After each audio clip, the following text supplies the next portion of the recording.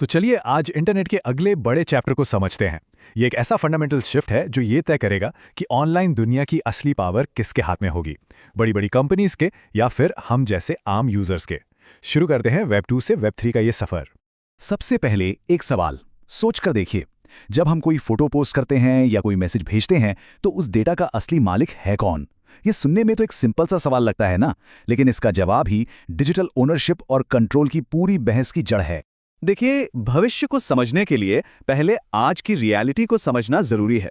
तो चलिए सबसे पहले ये देखते हैं कि आज का इंटरनेट, जिसे हम वेब 2 कहते हैं, वो आखिर चलता कैसे है, उसकी बुनियाद क्या है। तो सोचिए, जब भी हम कोई ऐप यूज करते हैं तो पर्दे के पीछे होता क्या है? हर एक क्लिक, हर एक लाइक, हर एक शेयर एक सेंट्रल सर्वर से होकर गुजरता है। हम लॉगिन करते हैं, रिक्वेस्ट जाती है सीधे कंपनी के सर्वर पर, वहां उनका प्राइवेट कोड उसे प्रोसेस करता है। हमारा डेटा भी वहीं उनके सर्वर पर स्टोर होता है और फिर जाकर रिजल्ट हमारी स्क्रीन पर दिखता है। इसका सीधा सा मतलब क्या हुआ? पूरा का पूरा कंट्रोल कंपनी के हाथ में। इसको ना एक सिंपल से एग्जाम्पल से समझते हैं। मान लीजिए इंस्टाग्राम ने किसी का अकाउंट बैन कर दिया, तो उसकी सारी फोटोज, सारे फॉलोअर्स, सारी मेहनत सब एक झटके में गायब। असलियत यह है कि हम उस प्लेटफॉर्म पर बस भरोसा कर रहे हैं कि वो हमारे डेटा को सेफ रखेगा, हमें एक्सेस देगा। और यही वेब 2 की सबसे बड़ी पहचान है और उसका सबसे बड़ा रिस्क भी। तो सवाल उठता है कि क्या इस सेंट्रलाइज्ड दुनिया का, इस वेब 2 का कोई ऑल्टरनेटिव है? बिल्कुल है। और यही एंट्री होती है वेब 3 की। ये सिर्फ एक नई टेक्नोलॉजी नहीं है, बल्कि इंटरनेट के लिए एक पूरी नई सोच है, जिसका एक ही मकसद है, कंट्रोल को इन बड़ी कंपनियों से लेकर वापस हम यूजर्स के हाथ में देना। तो आखिर ये वेब 3 है क्या? बिल्कुल सिंपल शब्दों में, ये एक ऐसा इंटरनेट है जो किसी एक कंपनी के सर्वर पर नहीं चलता, बल्कि ये चलता है ब्लॉकचेन पर। अब ब्लॉकचेन क्या है? इसे एक पब्लिक डिजिटल लेजर या बही खाते की तरह समझ लीजिए, जिसे कोई एक इंसान या कंपनी कंट्रोल नहीं करती। यहाँ पर यूजर्स अपने डेटा के असली मालिक होते हैं और किसी कंपनी पर ट्रस्ट करने की जरूरत नहीं, क्योंकि सब कुछ एक ओपन कोड से चलता है जिसे कोई भी चेक कर सकता है। डोंट ट्रस्ट, वेरीफाई, यानी भरोसा मत करो, जांच करो। यही वेब 3 का सबसे बड़ा मंत्र है।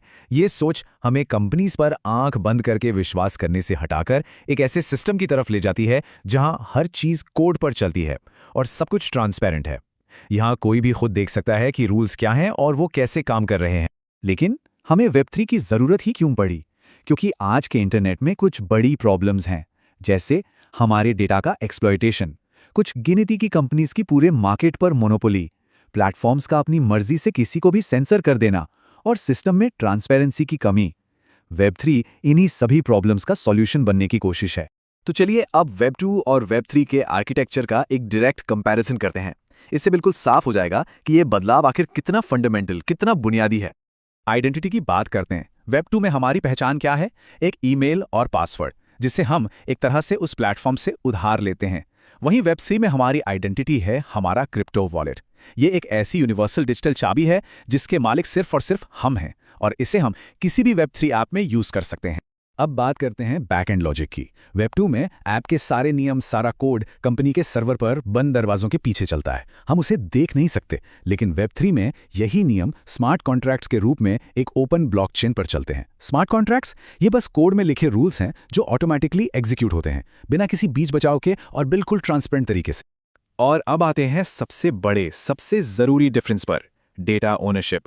वेब 2 में हमारा डेटा, हमारी फोटोज, हमारे पोस्ट टेक्निकली उस कंपनी की एसेट बन जाती है। लेकिन वेब 3 में वही डेटा हमारी अपनी एसेट है, जिसका पूरा कंट्रोल हमारे वॉलेट के पास, हमारी प्राइवेट की के पास होता है। ये टेबल पूरे डिफरेंस को एकदम समराइज कर देती है। कंट्रोल सेंट्रलाइज से डिसेंट्रलाइज्ड, ट्रस्ट कंपनी पर नहीं, कोड पर। सेंसरशिप जो पहले बहुत आसान थी, अब लगभग नामुमकिन हो जाती है। और पेमेंट्स, बैंक्स और गेटवेज की जरूरत नहीं, सीधे क्रिप्टो से। ये एक छोटा मोटा बदलाव नहीं है, ये एक पूरा पैराडाइम शिफ्ट है। चलिए इसका एक रियल वर्ल्ड एग्जांपल देखते हैं। हम सब गूगल ड्राइव यूज करते हैं। वहां गूगल अपने सर्वर्स का मालिक है। वो चाहे तो हमारी फाइल्स को स्कैन कर सकता है, डिलीट कर सकता है। अब इसकी तुलना कीजिए वेब 3 के डिसेंट्रलाइज्ड स्टोरेज से। यहां हमारी फाइल्स किसी एक सर्वर पर नहीं, बल्कि दुनिया भर के हजारों कंप्यूटर्स के नेटवर्क पर स्टोर होती हैं, एन्क्रिप्टेड फॉर्म में, और हमारे वॉलेट के बिना उन्हें कोई एक्सेस नहीं कर सकता। अच्छा, वेब 3 का वादा तो बहुत बड़ा है, लेकिन यहां एक रियलिटी चेक भी जरूरी है। यह सफर इतना आसान नहीं है। यह टेक्नोलॉजी अभी भी काफी नई है और इसकी अपनी कुछ चैलेंजेस और लिमिटेशंस हैं। तो क्या है ये चैलेंजेस? सबसे पहले स्केलेबिलिटी यानी स्पीड। ब्लॉकचेन्स अभी भी ट्रेडिशनल सर्वर्स के मुकाबले स्लो हो सकते हैं। दूसरा, यूजर एक्सपीरियंस, वॉलेट सेटअप करना, गैस फीस को समझना, ये एक नए यूजर के लिए काफी कॉम्प्लेक्स हो सकता है। फिर आती है कॉस्ट, कभी कभी ट्रांजैक्शन फीस बहुत ज्यादा हो सकती है। और आखिर में रेगुलेशन, अभी तक इसके आसपास का लीगल फ्रेमवर्क साफ नहीं है, जो एक बहुत बड़ी रुकावट है। तो आखिर में चलिए इस पूरी एवोल्यूशन की यात्रा को एक बहुत ही आसान तरीके से याद रखते हैं, एक सिंपल समरी के साथ। वेब की इवोल्यूशन को हम 3 हिस्सों में बांट सकते हैं। पहले आया वेब 1, ये था रीड ओनली वेब, जहां हम सिर्फ इंफॉर्मेशन कंज्यूम करते थे। फिर आया वेब 2, यानी कि रीड राइट वेब, जहां हमने कंटेंट क्रिएट करना शुरू किया, सोशल मीडिया पर, ब्लॉग्स पर। और अब हम एंटर कर रहे हैं वेब 3 में, जो है रीड राइट ओन। यहां हम सिर्फ कंटेंट बनाते नहीं, बल्कि उसके मालिक भी बनते हैं। तो आखिर में बस एक ही सवाल रह जाता है, क्या बदलेगा उस दुनिया में जहां इंटरनेट का हर यूजर सिर्फ एक यूजर नहीं, बल्कि अपने डिजिटल एसेट्स का, अपनी डिजिटल आइडेंटिटी का मालिक होगा। इस एक बदलाव का असर शायद हमारी सोच से कहीं ज्यादा बड़ा हो सकता है। ये सोचने वाली बात है।